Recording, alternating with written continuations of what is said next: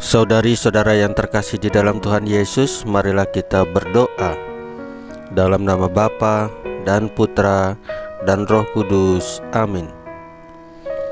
Bapa kami yang ada di sorga, dimuliakanlah namamu, datanglah kerajaan-Mu, dan jadilah kehendak-Mu di atas bumi seperti di dalam surga.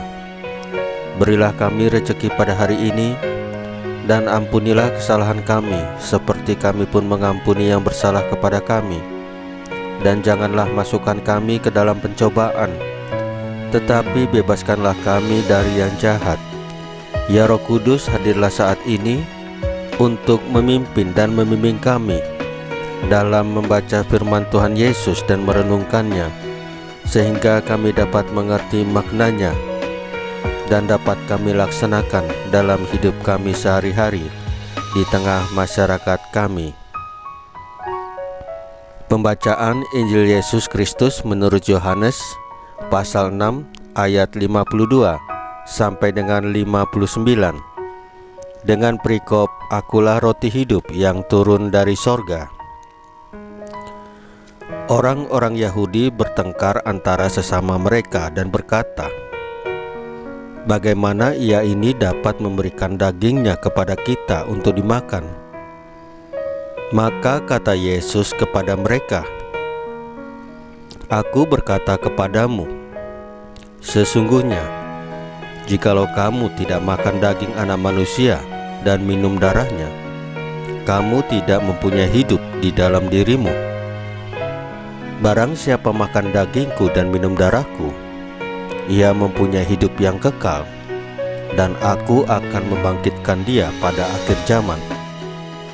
Sebab dagingku adalah benar-benar makanan dan darahku adalah benar-benar minuman.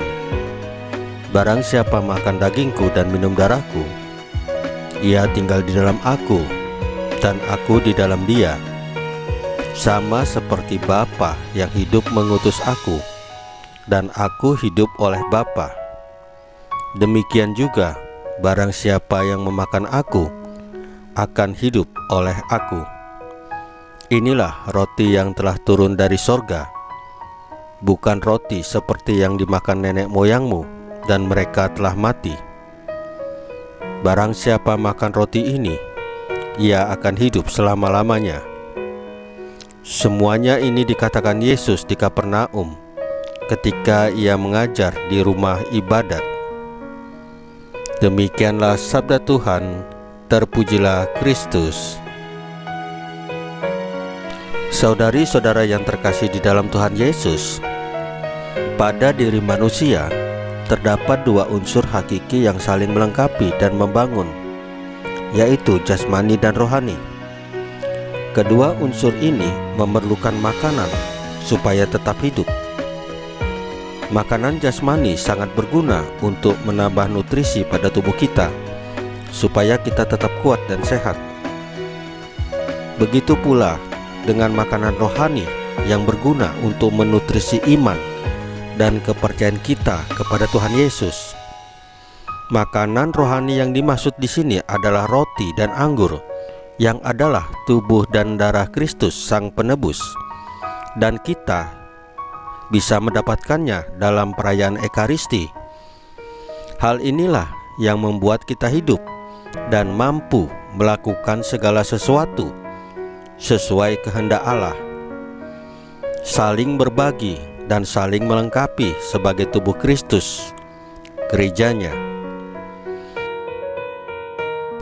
Saulus, yang disebut Paulus, adalah salah satu orang yang sangat menentang Kristus pada waktu itu.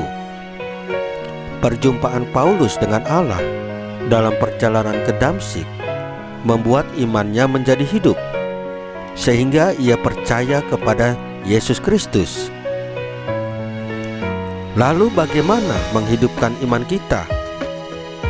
Apa yang harus kita lakukan? Iman kita dihidupi dengan melakukan pertobatan terus-menerus. Karena dengan pertobatan kita bisa berdamai dan berjumpa dengan Allah, dan layak ikut dalam ambil bagian perayaan Ekaristi yang adalah sumber bagi hidup iman kita. Saudari-saudara yang terkasih di dalam Tuhan Yesus, marilah kita berdoa. Ya Tuhan, bantulah kami yang berdosa ini, agar kami dapat menyadari kehadiran-Mu dalam Ekaristi yang menjadi sumber kekuatan kami. Salam Maria, penuh rahmat, Tuhan sertamu, terpujilah engkau di antara wanita, dan terpujilah buah tubuhmu Yesus. Santa Maria Bunda Allah, doakanlah kami yang berdosa ini, sekarang dan waktu kami mati. Ya Tuhan Yesus, tambahkanlah iman kami hanya kepadamu saja, karena Engkau adalah Tuhan dan Juru Selamat kami satu-satunya, tidak ada yang lain. Dalam nama Bapa dan Putra dan Roh Kudus. Amin. Saudari-saudara yang terkasih di dalam Tuhan Yesus, bacaan firman dan renungan hari ini sudah selesai. Tuhan Yesus memberkati kita semua.